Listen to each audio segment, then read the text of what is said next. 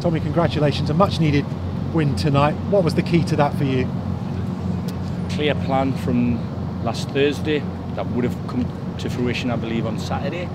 Obviously it's a different opposition this evening in terms of potentially a different opposition, but ultimately there are 11 men in front of us on our home pitch. We had a game plan to make this place a difficult place for whoever comes here to play against, and I think clear information for a couple of days into these guys has been taken brilliantly. The lads who've delivered it deserve a pat on the back as well, by the way. The coaching staff and the backroom staff work ever so hard to give the information required, and then the plan was very, very simple. We knew they're a good side. If you finish above these this season, Portsmouth and Kenny, you're likely to get promoted. Now that's not going to be us this season, but we've just proven we can compete with the best in this division.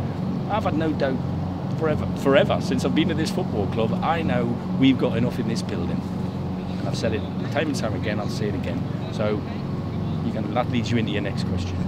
Is that vindication then that this is a better squad than has perhaps been suggested? Well, look, I mean, I think there's a minority of people thinking it's not a good squad. It's because of the results. I can't argue the fact that they've underperformed, but there's a lot of factors in that. You know, opposition for one, they don't want you to win, and we want to win. We've got to have a will as a group of people to put our will on them. I used to work for a manager who says, when you go to a job at work, look at them in the eyes, check that they've got 10 fingers, 10 toes, 2 arms and 2 legs. They're the same as us. Doesn't matter what club they play for. If we can win more battles than we lose, we'll win games. Anybody who's watched that, whether it's on iFollow or where, however, if you've been lucky enough to get in, I'm gutted again that we haven't had fans in here.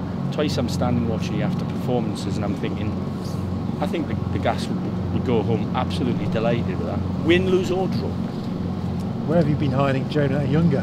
I haven't been hiding him anywhere. I think that may tell Mr. Holloway that it wasn't me that's been picking the team.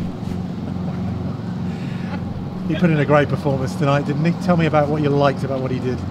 Everything, absolutely everything. The fella scored 2 goals, but I tell you what, it might as well have been a hat-trick with the header he cleared away from our 6-yard box. By the way, James Daly as well, who went on, did exactly the same thing and cleared a ball from an area we knew that they would be strong.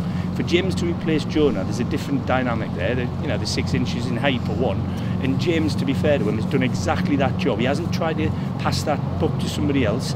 So like I said, to a man, players, staff, backroom staff, everybody deserves a pat on the back. We're not going to get carried away, guys. Like I said to you last week on Thursday, the only thing I was focusing on Thursday was Saturday. The only thing I focused on Sunday was Tuesday. The only thing I focused when you take this out of my face will be Saturday. And if I'm not the bloke in the seat, then I won't be the bloke in the seat. But I won't be doing anything other than supporting this football club to go forward. It obviously begs the question, where has that performance been for the last couple of months? I mean, that's a $64,000 question, isn't it? You know, it's at the end of the day, like I said, I think clear planning, clear messages, knowing the players and what they've got, trusting the players, because obviously if you're not sure that they can produce it because they haven't done it at this level, I understand the doubts. I understand that. You know, the fans will look at players that are here and think, well, where they come from and who are they? There's a lot of due diligence goes on at work behind the scenes here to make sure that we give whoever's in situ the right tools that they ask for. They don't need to use them. It's as simple as that. You are Mr. 100%, 2 out of 2 now over 2 spells. How long are you expecting to be in charge? I don't know.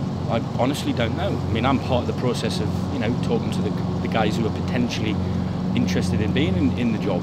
It's a great job, I can tell you that. They get 100% support from the board, from the owner, and as you've seen, if you say the right things to the players, they'll get 100% from the dressing room. So listen, it's not going to be me. You know that. We've said that from the beginning. Ultimately, I'll never be not 100%, whether I'm in the manager's seat or in the upstairs seat. I'm all in. I am all in. I was like that as a player. I was limited, but I was all in, and I'll never be anything different to that. I mean, I'm not asking for the fans. I am asking for the fans. I'm not asking for myself. They just want a little bit of information. How far has the process got? Where are you at? Yeah, I mean, listen, we have to identify first if we're going to go down an interview process, or we're going to go and get somebody like we did with the previous appointment and go and get somebody who is available to do so. Listen, it's ongoing. Watch the bookies. They seem to know what's going on. So there's nothing imminent then? As far as I'm aware, like I said, I honestly, I have not been involved, and I've been focused on the match. So in fairness to the rest of the board, I will talk to them tomorrow. I'll discuss what I've seen in a couple of days into the game, tell them what I think, and what, we'll go from there.